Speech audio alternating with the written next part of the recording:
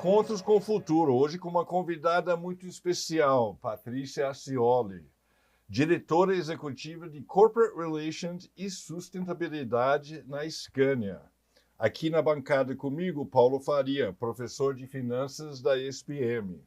Meu nome é Matthew Schertz, sou diretor no World Observatory. Encontros com o Futuro é uma iniciativa do World Observatory, da ESPM e da Prime, braço das Nações Unidas, para as faculdades de negócios no Brasil e no mundo. Muito bem-vinda, Patrícia. Uma alegria estar aqui com vocês hoje, agradeço o convite e estou animada para participar dessa conversa, Encontros com o Futuro, um bom tema. Um bom tema, né? Patrícia, conta o que faz a Scania.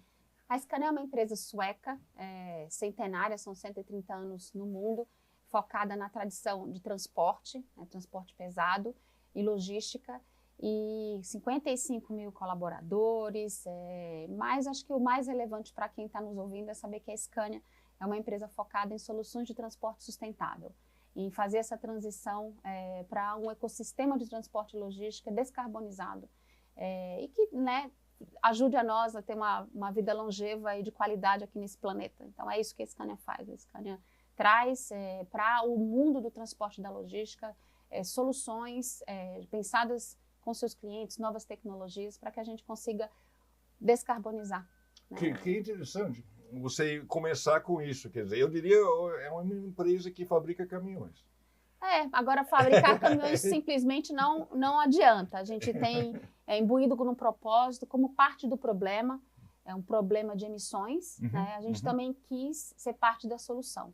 E ser parte da solução significa reinventar, não a roda, mas reinventar um modelo de negócios embarcado em novas tecnologias. Isso requer mudança de pensamento, né? Isso requer investimento, isso requer trazer juntos clientes, e todos os stakeholders e públicos-alvos que a gente participa desse negócio. Então, acho que é mais fácil pensar no Scania como um caminhão nas estradas. Aqui no Brasil, a gente está presente há 67 anos. E o Brasil, a gente nem precisa falar, né? Dimensões rodoviárias, é claro que a presença do rodoviário é muito forte. A gente já teve, para quem é mais antigo, também na televisão, os personagens dos motoristas. Então, é uma questão muito tradicional no Brasil, pela sua riqueza. Então, assim, é mais fácil pensar no produto final, o caminhão. A gente também faz ônibus e motores industriais e marítimos, mas eu gosto de chegar, apresentar a Scania para o futuro, assim como ela já é no presente, como ser uma empresa que oferece soluções de transporte sustentável. Acho que esse é um propósito. Entendi.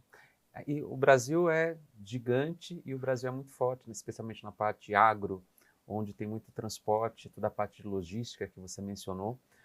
A minha pergunta é, de que maneira a gente pode fazer isso melhor, de maneira mais eficiente e com menor emissão de gases? Assim? Essa é a nossa joia. Eu digo que é o grande desafio, mas ao mesmo tempo a grande oportunidade, né? Como eu mencionei anteriormente, a gente está presente em mais de 100 países, mas o Brasil, pasmem ou não, mas ele é o principal mercado da Scania no mundo. Olha só, então, não sabia disso. A gente está presente aqui com as relações com nossos clientes e com a oportunidade de aproveitar a matriz energética do país. O Brasil tem uma tradição super relevante no transporte, inclusive em parte regulatória, não só na parte operacional, e a gente aproveitar isso para introduzir soluções como os biocombustíveis e a eletrificação.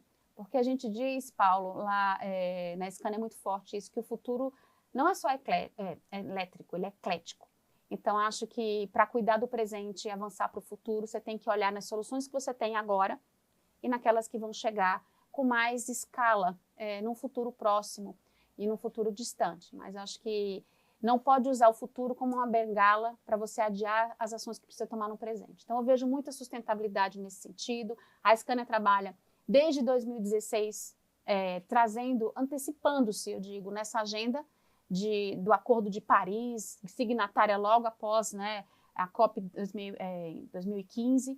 Então, isso tudo faz um rastro e a gente quer trazer outros, sempre quis. No começo eu brincava, a gente ia para eventos ou fazia alguma atividade e era como se a gente estivesse falando sozinho. Hoje em dia, todo mundo está falando a mesma coisa. Nem Que todos bom. estão fazendo, mas Sim. todos estão falando. Pelo menos isso. Exato, e era isso que a gente queria desde o início. Quanto mais gente estiver na mesma direção, melhor vai ser para todo mundo. E vocês, quando você fala que é eclético, conta pra gente um pouco. O que vocês estão trabalhando? Etanol, É um eletrificação? portfólio vasto, a gente tem a oferta Ah. de várias soluções, mas acho que no Brasil faz muito sentido falar do biometano, Tá. principalmente O pelo que é biometano? biometano. Como é que eu vou explicar? O biogás O biogás. purificado, ele Tá. passa por De onde vem? ele pode ser feito a partir da biomassa, mas Tá. pode ser de resíduos sólidos, pode ser de resíduos agrícolas, como você estava comentando agora do país agrícola, né, por natureza talvez. Então, ele, a partir deste resíduo, ele é purificado e temos aí o biometano. Uhum. Então, ele é um potencial no Brasil, existem vários dados, a Biogás e outros, Fiesp, outras entidades importantes vêm trabalhando bastante para dar capacidade para que esse combustível, né, tenha escala. Porque a questão atualmente não é só qual tecnologia usar, mas que nenhuma delas teria capacidade de abastecimento e distribuição para todos os caminhões do Brasil. Você imagina que hoje 90% do abastecimento do veículo pesado, ele está concentrado no diesel. Sim, 90%. Né? Isso. Uhum. Então, como é que você faz essa mudança para você colocar outras fontes de energia, outros combustíveis nessa mesma frota que você tem? Então, é muito importante, sempre quando a gente fala de sustentabilidade, lembrar que a gente tem uma frota circulante e que a gente vai ter uma frota futura. Mas a gente não pode esquecer a frota circulante para ir direto para a frota futura. Então, o biometano cabe como uma solução nesse sentido. Ele tem o viés da circularidade porque ele fecha a conta nesse sentido, que se você tem produtor e tem esse resíduo, como vários já estão fazendo, você pode mesmo produzir sua fonte energética e abastecer, por exemplo, seus caminhões. Mas tem outras soluções, né? A gente advoga pelo biocombustível e pela eletrificação. Tem caminhos, eu acho que cada operação e cada cliente vai entender qual a melhor aplicação para que ele tenha eficiência. E um dado interessante, que a gente fala de tecnologia, mas às vezes a gente esquece uma tecnologia humana que traz muita eficiência. O motorista. O motorista bem treinado, ele representa até 35% de aumento de eficiência na dirigibilidade. Ou seja, é menos combustível queimado. Ou seja, sustentabilidade. Então, às vezes a gente avança para algo que precisa de uma infraestrutura, etc., mas a gente não faz o básico. Então, eu acho que dá para fazer o básico e dá para dar um passo à frente também. E eu acredito muito que a gente está vivendo um período que não é ou uma coisa ou outra, é uma coisa e outra. E talvez isso seja uma carga maior, inclusive para as empresas e para as pessoas, né? Porque hoje em dia a gente tem que fazer as duas coisas em paralelo, andar mais velozmente em relação ao que a gente apresenta para o mercado, tempo de time to market, né? Então, tudo isso traz uma carga diferente para dentro de uma empresa, né? Eu acho que são novos desafios com esse fator tempo e espaço. Não é mais do mesmo, não, na sua indústria. Não, eu acho que a gente deu uma virada. Se você for pensar na história do transporte como um todo, o homem se locomovia, né, com cavalo. Depois teve o motor a combustão, obviamente antes teve o trem, né, o carvão, enfim. E aí agora a gente faz essa disruptura novamente de modelo de tecnologia, mas eu volto a dizer que também importante pensar que os negócios estão passando por uma transformação no seu modelo. Como eu vou gerar eficiência, né? Como eu vou gerar resultado, pensando no fator humano, pensando nas questões ambientais, sociais. Então, acho que ficou mais longa, mais densa as agendas de hoje do setor corporativo. E eu acho isso bom.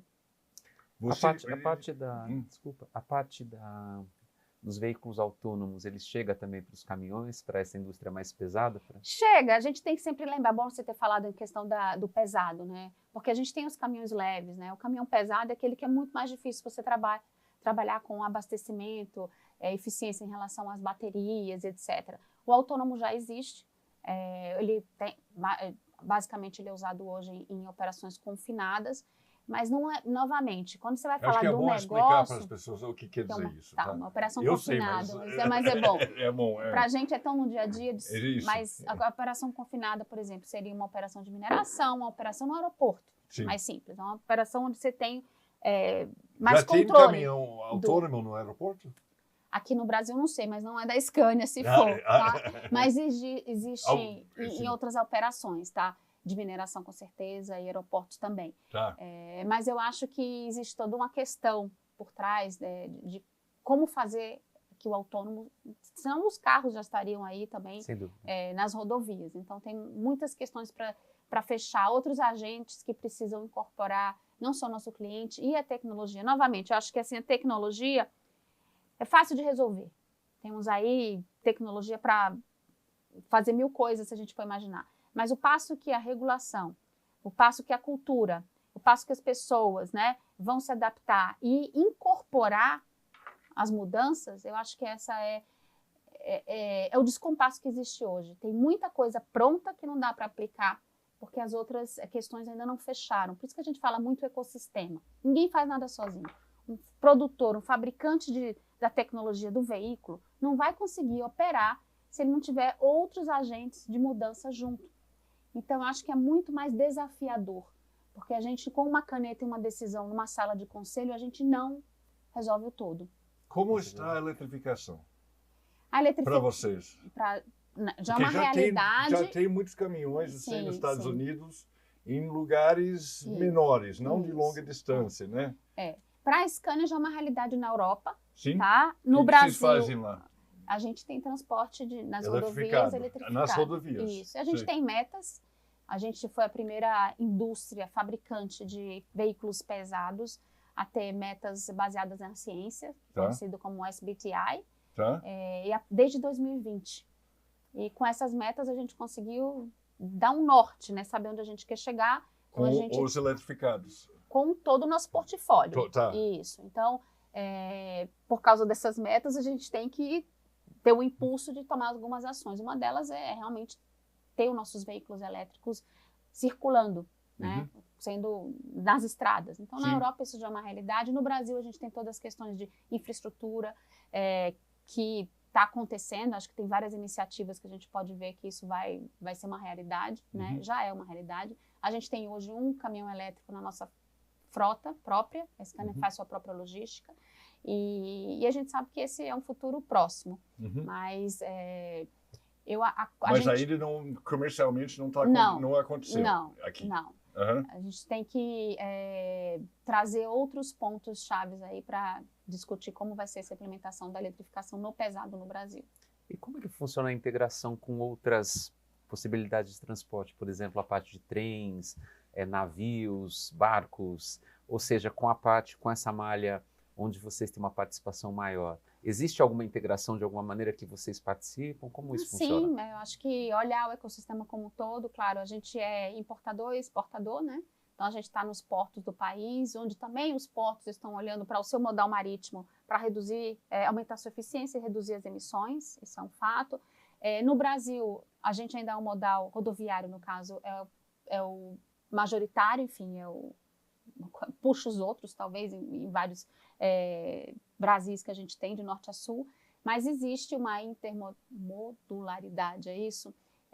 Que é interessante porque também traz eficiência. Então, quando você fala de transporte e logística, você tem que pensar, inclusive, na bicicleta, né? Inclusive, a Scania fez bicicleta, começou a sua história fabricando bicicleta e vagão de trem. Então, olha só, e que eu ia perguntar, porque 130 anos era anterior ao automóvel, ao caminhão. Isso. Então, a gente começou lá atrás, na Suécia, com bicicleta. Então, o importante é entender sobre como transportar pessoas e cargas. Então, sendo relevante dentro desse painel de como a gente vai fazer, porque sempre a gente vai precisar, né, ou mobilizar, locomover alguma coisa ou alguém, né? Então, esse eu acho que é o nosso negócio. Hoje, temos caminhões, ônibus, etc. Mas amanhã, quem sabe? Pode ser voltar a fazer bicicletas, quem sabe? É para pensar justamente no que o Paulo traz, né? Que não é uma... Até se você for entrar mesmo no detalhe da logística, você pode pensar que até uma decisão de uma empresa de ter um home office está impactando na logística, né? E no pensamento disso, porque eu sempre gosto de lembrar, quando você está sentado no trânsito, lembra que o trânsito é você, né? Então, assim, você está participando daquele trânsito. Então, acho que tem muito conteúdo para todo mundo pensar, porque é parte da nossa vida. Hoje eu estava vindo de um evento para cá e fiquei pensando, gente, quanto tempo a gente fica no trânsito, né? Sim.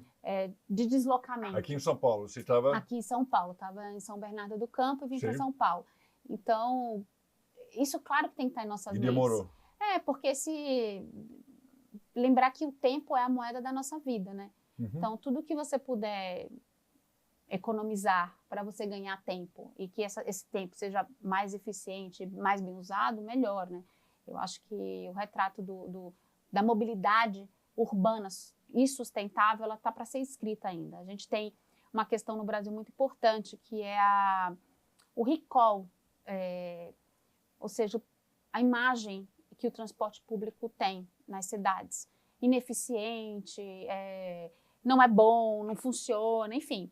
E nos outros, se você for olhar em outros países do mundo, né, é diferente. Né? Eu me lembro, outro dia eu estava comentando que vou muito para a Suécia, que é onde fica a nossa sede, e uma das viagens, esqueço, a gente desembarcou no aeroporto e o grupo brasileiro, que estava com a gente, o grupo brasileiro foi todo pegar Uber, né, um carro, e o grupo estrangeiro foi todo pegar o trem.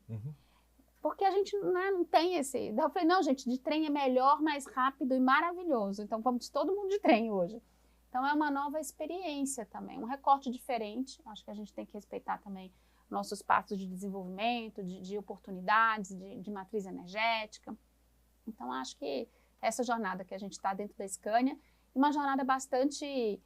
Eu também falo bastante isso, que eu acho que estou vivendo o momento certo. Né? Cheguei na empresa tem 9 anos e quando eu cheguei, eu conheci a Scania no Grand Palais, em Paris, com Kofi Annan, que então era secretário-geral, né, das Nações Unidas, junto com o presidente da Scania, falando para o mundo, fazendo público o seu compromisso de liderar a descarbonização do ecossistema de transporte e logística. Você imagina uma pessoa recém-chegada na empresa...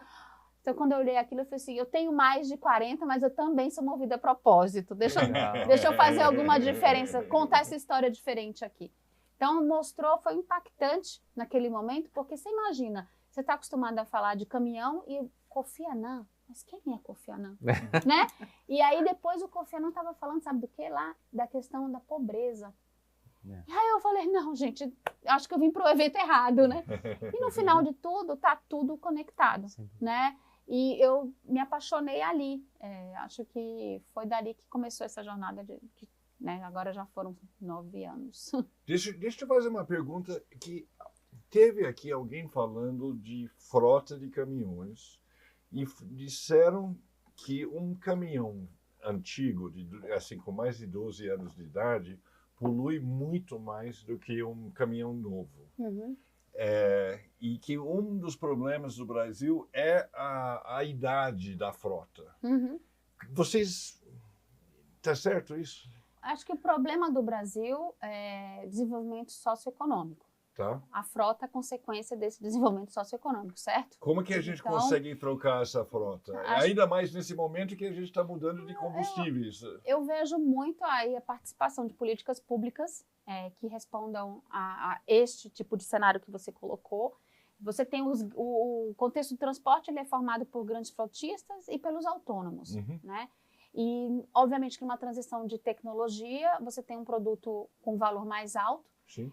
E como é que você faz para que quem está na frota legada vá trocar, possa, né, também estar na mesma jornada tecnológica, né? Então, acho que isso vem muito de políticas públicas bem desenhadas, e de uma influência, né, de uma composição, uma articulação do consumidor e das empresas, né, com responsabilidade para fazer uma oferta que faça sentido. Mas hoje, até o motor a combustão, se você for fazer o uso de gás natural ou de gás biometano, você já tem uma redução.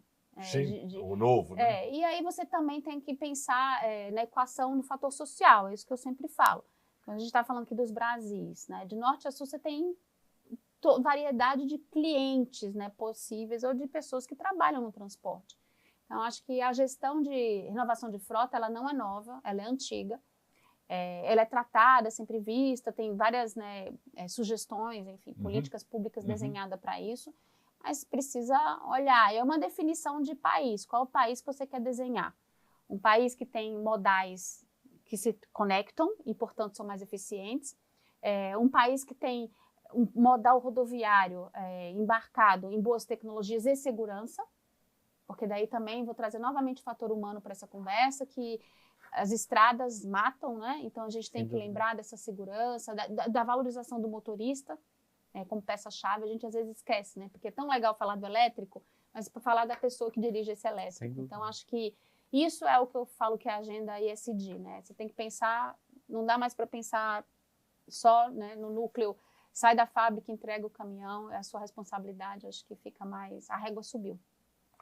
Patrícia, muito obrigado, foi muito interessante e espero ter notícias novas, assim, para a gente chamar você de volta no ano que vem. Tá bom? Com certeza, teremos novidades. Obrigada. Obrigado.